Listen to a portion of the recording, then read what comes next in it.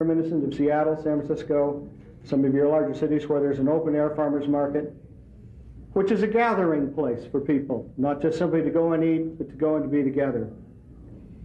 Also, we have top-rated RV park.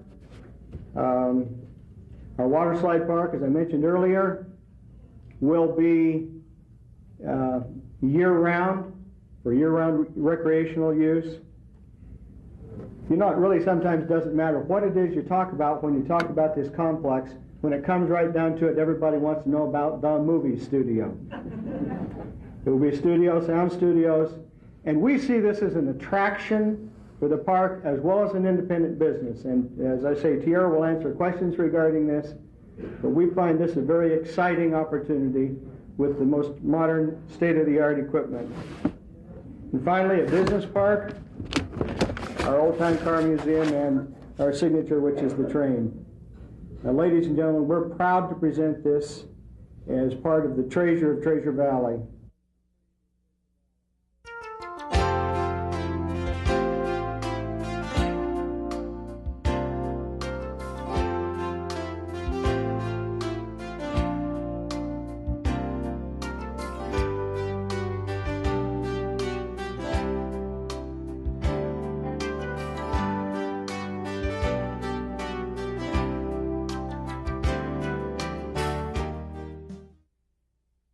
Of a new television pilot program. Our Siobhan Wagner spent the day with the cast and crew. 13 Kentucky, take 2. Roll camera. Speed. Hit the ball. Action. Thanks, guys. I'm gonna go play catch with my dad. The big screen is hitting Boise with the filming of a pilot program for kids. Storyline is about 4 multi-ethnic kids who live on this one small block. And they're called the Wrong Way Kids because there's a sign that they see through the treehouse scope. It says wrong way, do not enter. And they go into this treehouse and they just do fun things. They have computers and video games. But today, for the first time in 9 years, a new person is moving onto the block. And it's a girl. She's just me, and I'm a tomboy and everything, and so is she. And so she, like, plays baseball with the boys, and she can beat all the boys. And The all-local crew and cast have been working at record speed on the half-hour production, filming it in just 3 days. Did you see that? She almost caught it. What a great effort. Told you girls can't catch.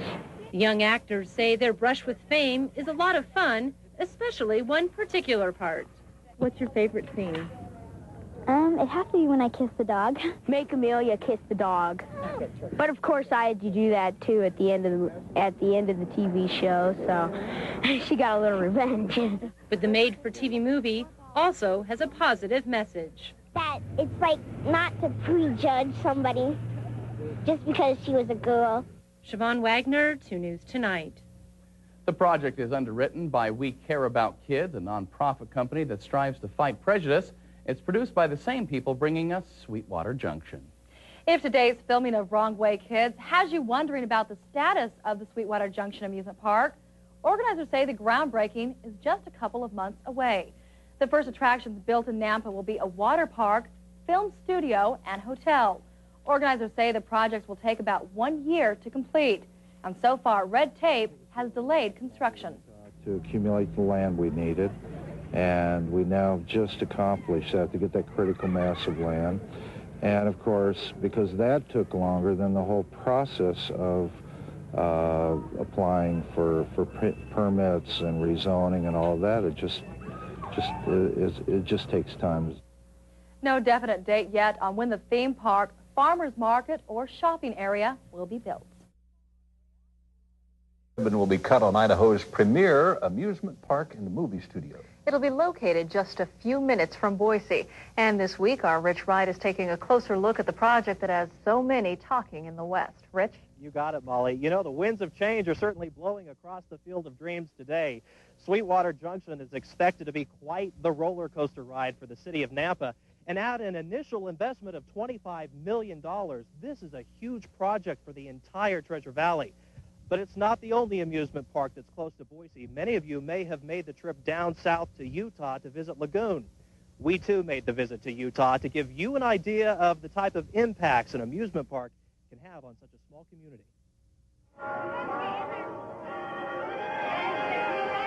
In Farmington, Utah, this is your passport to fun. Have fun. Lagoon, just a 5-hour drive south of Boise, is home of the Colossus, the raging white roller coaster, and every other ride that'll turn you upside down and inside out. This amusement park has been 110 years in the making. That's why park officials are a little skeptical that Nampa's Sweetwater Junction could be up and running in just a year. But as with everything, they realize money talks. Most things are possible if one is willing to allocate the kind of funds necessary to do it. That will be a daunting task, I'm sure.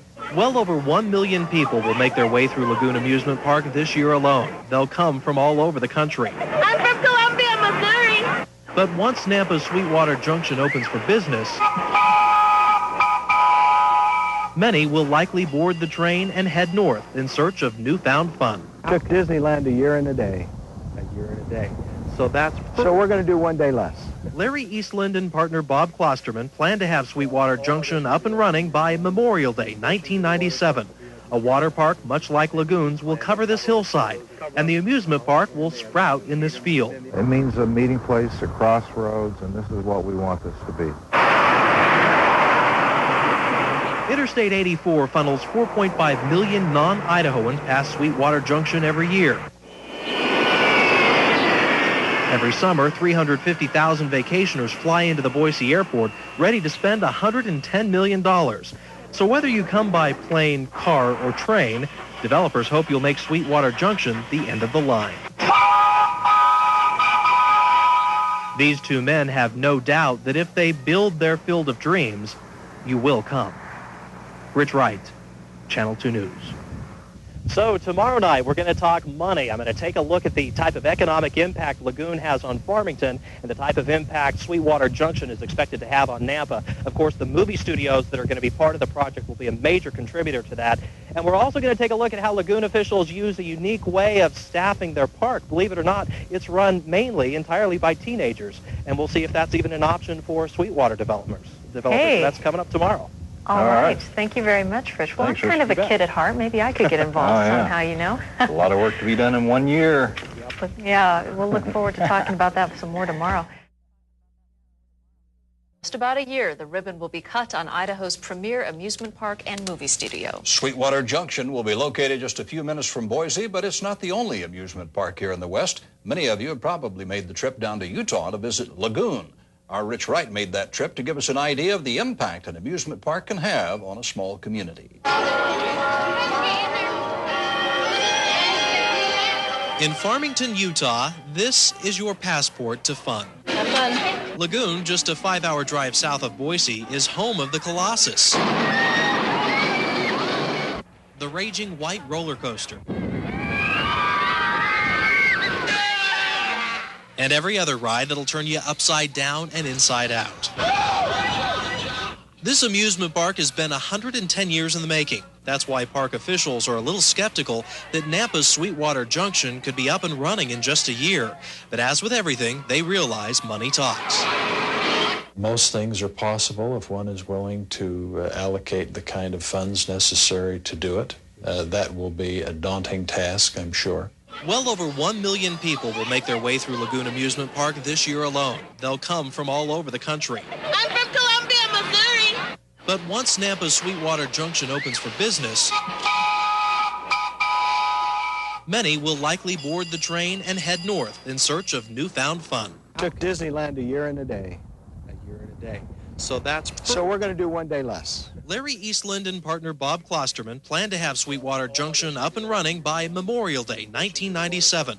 A water park, much like Lagoon's, will cover this hillside, and the amusement park will sprout in this field. It means a meeting place, a crossroads, and this is what we want this to be. Interstate 84 funnels 4.5 million non-Idahoans past Sweetwater Junction every year. Every summer, 350,000 vacationers fly into the Boise airport ready to spend $110 million.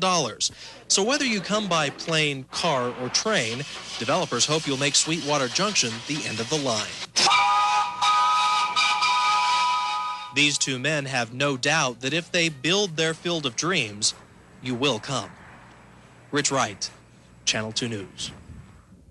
Tomorrow night, Rich will take a look at Lagoon's economic impact on Farmington and the type of impact Sweetwater will have on Nampa.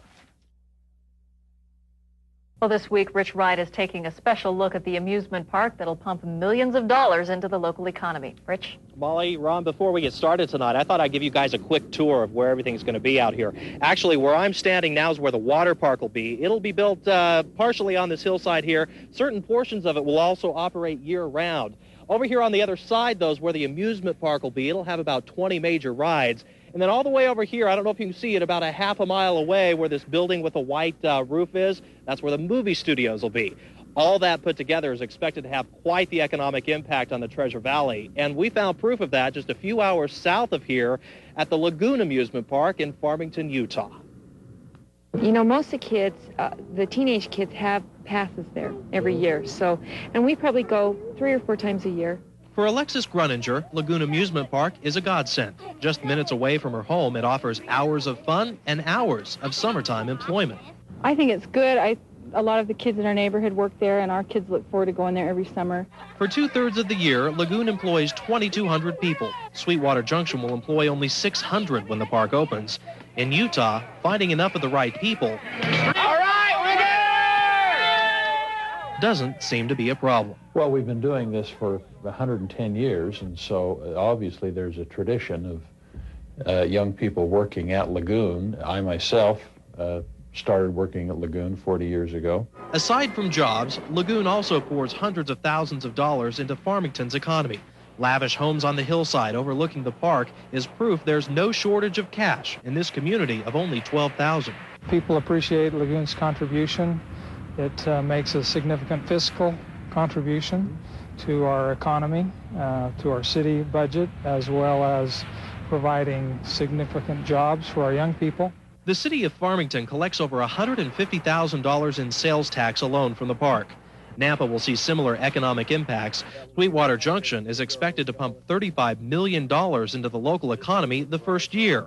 The park's movie studio and sound stages will be a big contributor. At first I said, what are you, crazy? You're out of your mind. Put a film studio up here? Who would ever come up here?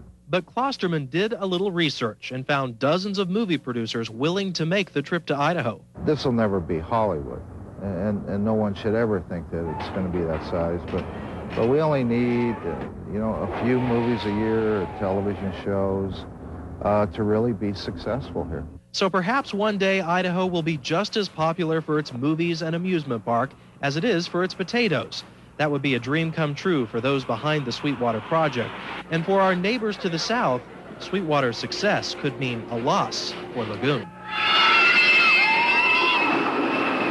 Now, the last time I spoke with Sweetwater developers, they were gearing up to break ground here in just a few days. So, Molly, Ron, I guess it's just a matter of time before we see this field of dreams here becoming a reality. All right. About 1 year. Yeah, about that. All right. Thanks a lot for the reports, Thanks, Rich.